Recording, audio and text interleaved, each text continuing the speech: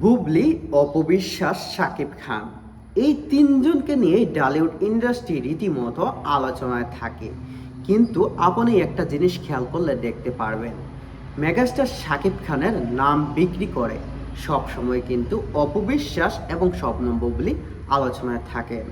কিন্তু এই ব্যাপারটা আমার কাছে একটু রহস্যময় লাগে, কারণ আমার মনে হয় মেগাস্টার শাকিব খান তিনি নিজেই এই বিষয়টা চান যে তাকে নিয়ে সমালোচনা করা হোক, যাতে তিনি আলোচনায় থাকতে পারেন।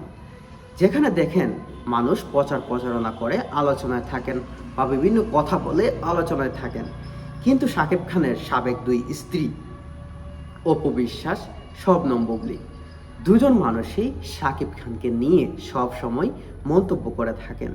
কিন্তু সেই জায়গা থেকে আপনি দেখবেন মেগাস্টার শাকিব খান সেখানে কোনো রিয়েকশন বা সেখানে কোনো রিপ্লাই তিনি দিয়ে থাকেন না।